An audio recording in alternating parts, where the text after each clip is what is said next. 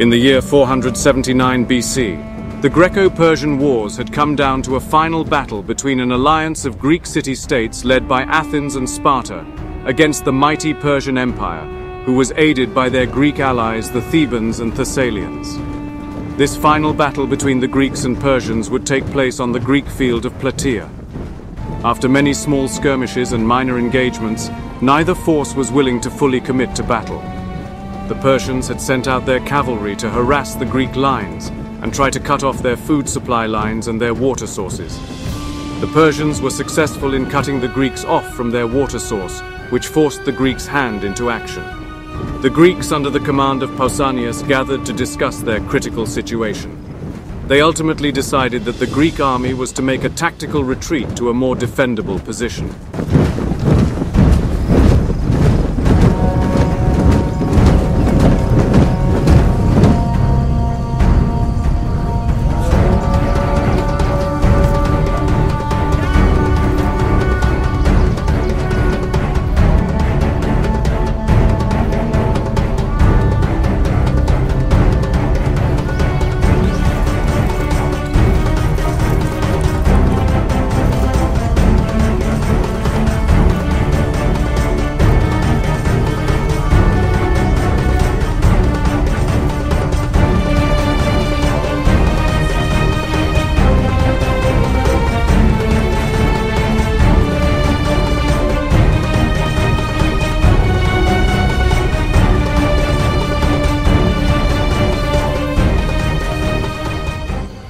Upon their tactical retreat, the Spartans were tracked down by the Persian cavalry and attacked.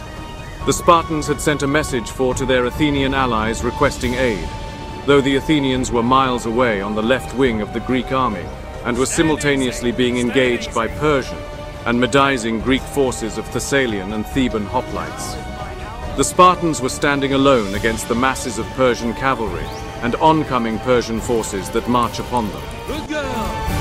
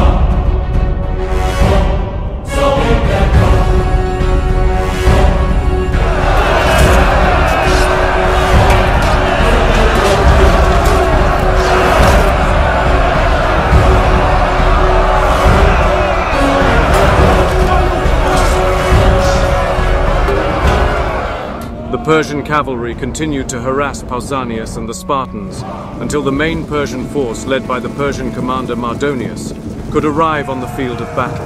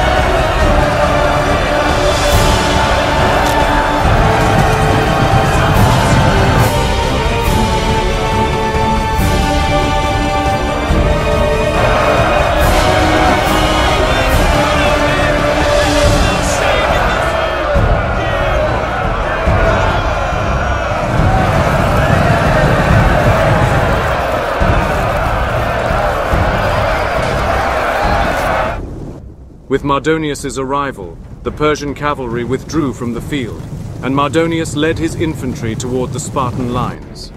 This key engagement would be the most decisive battle in the Second Persian invasion of Greece, and arguably the most important battle throughout the Greco-Persian Wars.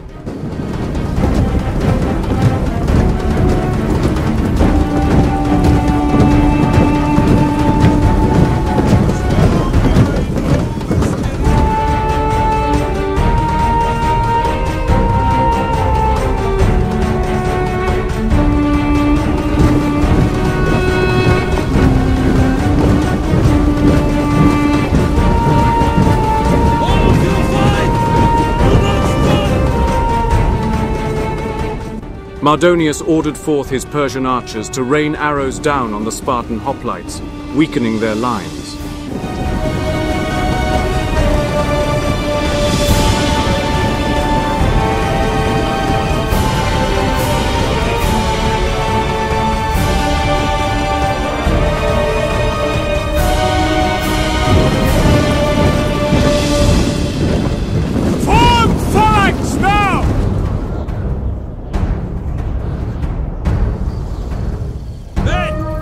Swords drawn and make ready!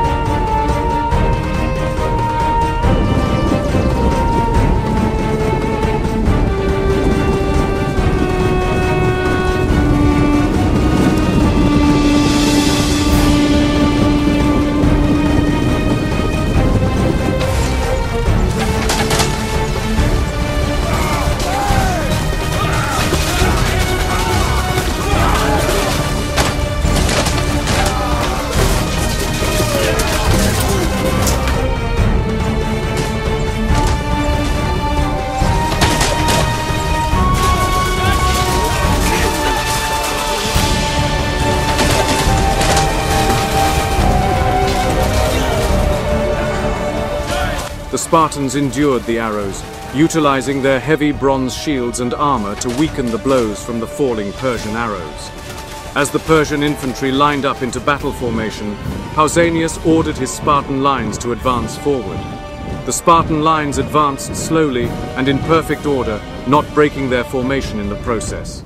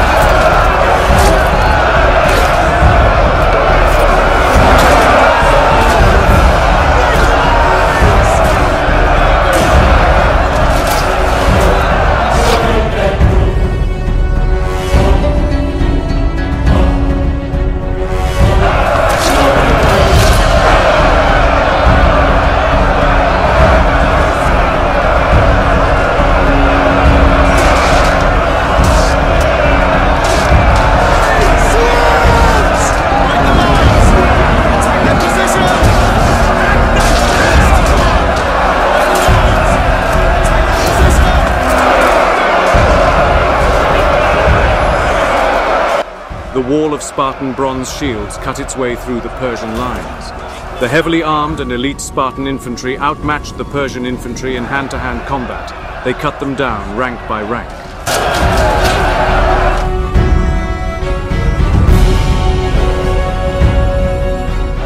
The Spartan lines pushed onward until eventually they reached the Persian commander Mardonius, who was commanding the Persian infantry atop his horse. He is struck down and killed. Upon his death, the Persian infantry's morale broke, and they began fleeing the battlefield in panic.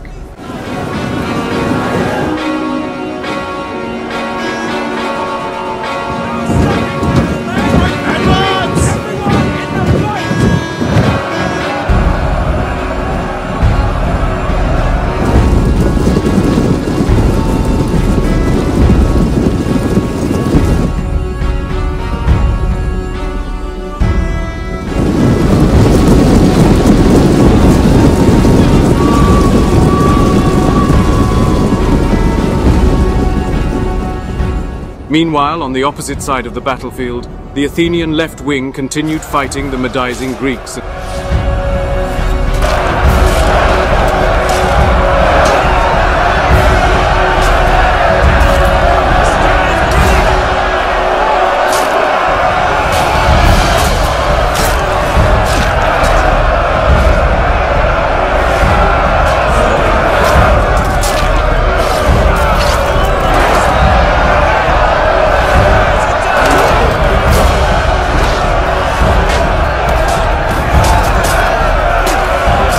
Though after a bitter and relentless struggle, were able to push back the Medizing Greeks and Persian forces and send them retreating from the battlefield. The Greek historian Herodotus recorded this battle as the most glorious victory ever. The losses on both sides were not accurately recorded, though many historians and philosophers reported them as follows. The Greek alliance had lost over 10,000 according to Ephorus and Diodorus.